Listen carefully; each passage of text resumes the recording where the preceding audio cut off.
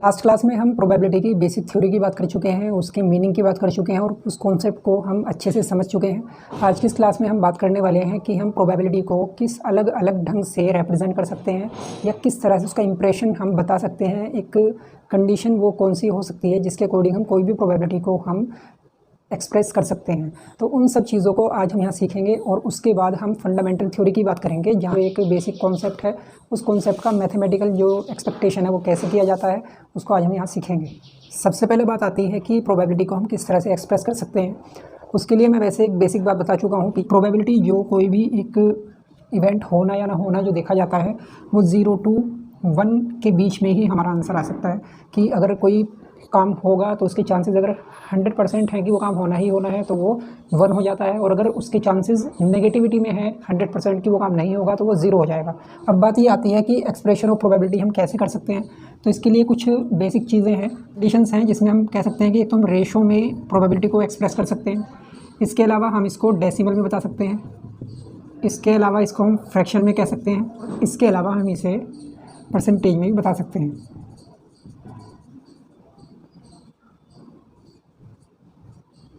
तो ये 4 तरीके हैं जो हम कोई भी अपनी प्रोबेबिलिस्टिक वैल्यू को रिप्रेजेंट कर सकते हैं। कैसे समझते हैं इसको कि जैसे हमने कॉइन को टॉस किया, एक कॉइन टॉस्ट, तो पॉसिबिलिटी क्या होगी उसकी, हेड और टेल, ये आ सकता है। अब इनको हम एक्सप्रेस कर सकते हैं कि कॉइन को टॉस करने से हमारे आउटकम्स हो सकते हैं 2। अब वो दोनों आउटकम्स आ सकते हैं, यानी कि हेड या टेल आ सकता है। इसके अलावा दोनों में से कुछ भी ना आए, ऐसा तो पॉसिबल नहीं है कि कुछ भी ना आए, यानी कि हेड या टेल आना ही आना है।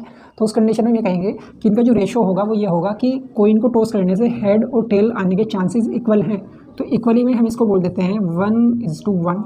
ये रेशो जो इनका है वो 1:1, दोनों के रेशो इक्वल हैं, यानी कि हेड और टेल दोनों इक्वली आ सकता है। इसके अलावा इसको हम डेसिमल में बता सकते हैं कि हेड या टेल आने के चांसेस जो हैं वो 50% है, तो 0.50 इसको हम बोल सकते हैं। इसके अलावा फ्रैक्शन में हो सकता है कि टोटल आउटकम्स जो हैं वो 2 हैं और उनमें से किसी भी एक के आने के चांसेस जो है वो 1 है, तो यानी कि 1/2 चांसेस दोनों के हो जाएंगे। इसके अलावा इसको हम परसेंटेज में कह सकते हैं, तो यानी कि ये 50% भी कहा जा सकता है। हर आउटकम के चांसेस जो हैं वो इक्वली 50%, 1/2, 0.5 और 1:1, ये सब हो सकता है। तो ये होता है हमारे कोई भी प्रोबेबिलिटी के आंसर को रिप्रेजेंट करने का तरीका, जिसमें हम एक से ज़्यादा तरह से अपनी कोई भी आंसर को दे सकते हैं। अब इसके बाद जो सबसे पहली बात आती है प्रोबेबिलिटी की, जो एक बेसिक थ्योरी है जिसको हम कहते हैं फंडामेंटल थ्योरी ऑफ प्रोबेबिलिटी, उसकी बात अब करने वाले हैं। फंडामेंटल थ्योरी ऑफ प्रोबेबिलिटी जो ये कॉन्सेप्ट है, ये हमें कहती है कि अगर किसी भी इवेंट के होने के चांसेस या किसी भी इवेंट को करने के जो तरीके हैं, यानी चांसेस हैं या टोटल आउटकम्स हैं, अगर वो m हो जाते हैं, यानी m तरीके हैं किसी भी काम को करने के, और उस काम को एक तरीके से कर देने के बाद फिर और जो बाकी तरीके बचेंगे उनको करने के तरीके हैं n। फंडामेंटल थ्योरी कहती है इस बात को कि वे टोटल आउटकम्स हो सकते हैं p = m/n। यानी इस तरीके से हम बेसिक कॉन्सेप्ट के अकॉर्डिंग किसी भी टोटल आउटकम्स को फाइंड आउट कर सकते हैं कि कोई भी काम करने के टोटल जो तरीके हैं वो कितने हो जाएंगे। अब ये हुआ है इसकी फंडामेंटल थ्योरी। अब फंडामेंटल थ्योरी के अकॉर्डिंग कोई भी प्रॉब्लम किस तरीके से सोल्व की जाएगी, इसको हम देख लेते हैं। फंडामेंटल थ्योरी को समझने के लिए अब इस प्रॉब्लम पर नज़र डाल लेते हैं। इस प्रॉब्लम के अकॉर्डिंग अगर देखा जाए तो उसने बताया है there are 10 bus services operating between Delhi and Lucknow. Delhi से लखनऊ के बीच में आने जाने के लिए यानी 10 अलग अलग कंपनीज़ हैं जो किसी भी बस को चलाती हैं दिल्ली से लखनऊ के बीच में। A passenger takes a bus for Lucknow and then returns from Lucknow to Delhi. उसने बताया कि एक पैसेंजर ने लखनऊ जाने के लिए दिल्ली से बस ली और वापस रिटर्न आने के लिए भी उसने बस ली। In how many ways can he completed this journey both up and down if he. उसने बताया है कि इस जर्नी को वो कितने तरीके से आने और जाने की जो जर्नी है उसको कंप्लीट कर सकता है। इफ़ ही यानी कि अगर वो रिटर्न्स बाय एनी बस, ए पॉइंट में उसने कहा है रिटर्न्स बाय एनी बस, यानी वो किसी भी बस से वापस आ जाए, यानी जिस बस से गया था उसी बस से आ जाए या किसी और बस से वापस आ जाए, तो टोटल आउटकम्स कितने होंगे। Second, does he returns by the bus he took in his upward journey to Lucknow. Second में उसने कहा है कि वो जिस बस से लखनऊ गया था उस बस से वापस नहीं आएगा। इसके बाद उसने थर्ड नंबर पे कहा है रिटर्न्स बाय द सेम बस विच बी टुक टू लखनऊ। इसके अलावा उसने थर्ड नंबर पे बताया है कि वो जिस बस से जाएगा उसी बस से वापस आएगा। तो टोटल आउटकम्स हमारे कितने होंगे। 3 अलग अलग ऑप्शन है जिसमें ए पॉइंट है, बी और सी। तो ए पॉइंट में उसने कहा है रिटर्न बाय एनी बस। तो यहाँ पर पॉसिबिलिटी हम निकालेंगे। सबसे पहले possibility of returns by any बस, यानी वो किसी बस से वापस आ जाएगा, इस बात की पॉसिबिलिटी क्या होगी। तो कंडीशन ये थी कि जिस बस से जाएगा उसी बस से वापस भी आ सकता है और किसी और भी बस से वापस आ सकता है। जाने के लिए चांसेस कितने हैं, तो हम कहेंगे total outcomes comes to go to Lucknow from Delhi, यानी दिल्ली जाने के लिए लखनऊ से हमारे पास कितने आउटकम्स हैं या कितनी बसेज अवेलेबल हैं, तो हम कहेंगे 10 बसेज से फिर वहाँ से वापस आना है रिटर्न बाय एनी बस की, वो किसी बस से वापस आ जाएगा। तो जब जाने के लिए 10 चांसेस हैं तो उसने कहा है कि आने के लिए भी 10 चांसेस ही होंगे, सीधी सी बात है, क्योंकि 10 ही वो कंपनीज़ हैं, सर्विसेज हैं जो हमें लखनऊ से दिल्ली आने जाने में हेल्प करते हैं। Return from Lucknow to Delhi, तो यहाँ हो जाएगा टोटल आउटकम्स कितने हो जाएंगे, 10 बसेज हो जाएंगे। तो अब ये कंडीशन आ जाएगी, पॉसिबिलिटी क्या होगी, पॉसिबिलिटी हो जाएगी m into N is equal to success. तो यहाँ हो जाएगा 10 into 10 is equal to 100 chances, यानी वो 100 तरीके होंगे, यानी 100 तरीके से वो दिल्ली से लखनऊ और लखनऊ से दिल्ली वापस आ सकता है। ये है बेसिक थ्योरी, फंडामेंटल थ्योरी।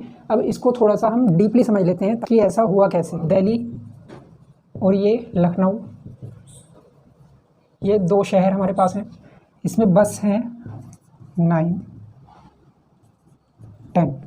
ये हमारे पास दिल्ली से 10 बसेज हैं अलग अलग जो लखनऊ तक जाती हैं।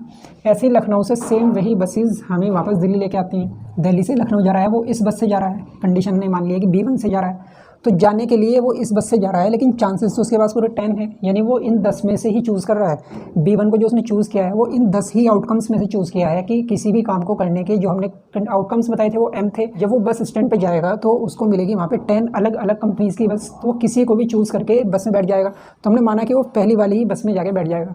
अब उसे जब वहाँ से रिटर्न आना है तो वहाँ पर भी उसके पास वही सेम कंडीशन है कि आने के टाइम पर भी उसके पास 10 ही आउटकम्स होंगे, क्योंकि वो किसी भी बस से वापस आ सकता है। तो यहाँ पे ये हुआ है कि अगर वो इस बस से जाएगा तो आने के लिए 10 चांसेस हो जाएंगे।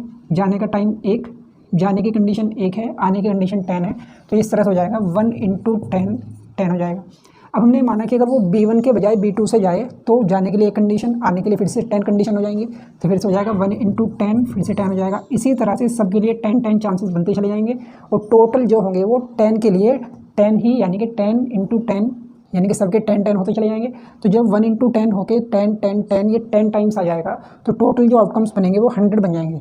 यानी यहाँ ऐसे बड़ी कैलकुलेशन करने के बजाय हमने एक बेसिक तरीका निकाल लिया कि हम इसको m इंटू n वाले जो फॉर्मूला है इसके अकॉर्डिंग इस काम को करें, तो हम टाइम कंज्यूमिंग तरीके से ये काम बड़ी आसानी से कर लेते हैं। ये मैंने इसलिए बताया ताकि हम इसको आने वाले टाइम के लिए याद रखें कि इसका जो बेसिक कॉन्सेप्ट है m इंटू n करने की वो है क्यों और किस वजह से वो किया जा रहा है। सेकंड पॉइंट जो था उसके अकॉर्डिंग कंडीशन बन जाएगी possibility if does not return to Delhi by same bus. अगर वो सेम बस से दिल्ली वापस नहीं आ रहा है, यानी जिससे जाएगा जाने के चांसेस हमारे पास 10 बसेज हैं। अब मान लीजिए वो जिस बस से गया उस बस से नहीं आएगा, तो आने के चांसेस कितने हो जाएंगे, आने के लिए उसके पास 9 बसेज बचेंगी। जाने के टाइम पे 10 बसेज हैं, आने के टाइम पे 9 बसेज हैं, तो टोटल जो आउटकम्स बन जाएंगे वो बन जाएंगे। आने के टाइम पे तो चांसेस हैं 10 बसेज हमें पूरी वहाँ पे मिलेंगी, उस बस स्टैंड पे हमें 10 बसेस खड़ी हुई मिलेंगी, लेकिन उनमें से किसी भी एक बस से हम जा सकते हैं दिल्ली से लखनऊ। लेकिन जब वापस आएंगे तो उस सेम बस से नहीं आना है, तो आने के टाइम पे वो बस पर्टिकुलर बस जो है वो हमें नहीं मिलेगी, क्योंकि उससे हम वापस नहीं आ सकते हैं, रेस्ट्रिक्शन यहाँ पे आ गई है। तो आने के टाइम पे 9 बसेस मिलेंगी और जाते टाइम पे 10 मिलेंगी, तो टोटल हो जाएंगे पॉसिबिलिटी जो हो जाएगी P is equal to M into N, that is 10 into 9, 90 outcomes.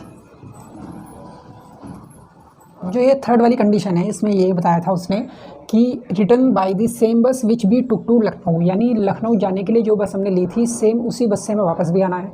तो यहाँ पे कंडीशन हो जाती है कि हम दिल्ली से लखनऊ जा रहे हैं तो 10 बसेस हमें वहाँ पे से खड़े हुए मिल रहे हैं। अब वहाँ से जब वापस आएंगे लखनऊ से तो हमें वो ही सेम पर्टिकुलर बस चाहिए जिससे हम दिल्ली से लखनऊ आए थे। तो हम कहेंगे कि जाने के टाइम पर तो हमारी कंडीशंस बन जाएंगी 10 बसेस, और आने के टाइम पर बन जाएगी 1 पर्टिकुलर बस हमें वो चाहिए। तो टोटल हो जाएगा 10 इंटू 1, दैट इज़ 10 आउटकम्स। तो जाने के टाइम पे 10 हमारे पास बसेज हैं अवेलेबल, और आने के टाइम पे सेम वही बस चाहिए, तो जाने के आउटकम्स हो जाएंगे 10, आने के आउटकम हो जाएगा 1, 10 इंटू 1, टोटल आउटकम्स 10 हो जाएंगे। इस तरह से हम इस फंडामेंटल कॉन्सेप्ट को कंप्लीट करते हैं, और प्रॉब्लम को सोल्व करने के लिए हम इस तरीके को अपनाते हैं जो मैंने आपको एक एग्जांपल दिया भी था इससे पहले कि 10 बसेज लखनऊ से दिल्ली और दिल्ली से लखनऊ के लिए हमारे पास अवेलेबल हैं। तो जो भी कंडीशन आती है उसको हम उस पर्टिकुलर मेथड से, उस तरीके से, उस कॉन्सेप्ट से समझ सकते हैं और अपना आंसर दे सकते हैं P is equal to M into N chances. तो ये थी फंडामेंटल थ्योरी। अगली क्लास में एक नई थ्योरी के साथ मिलते हैं।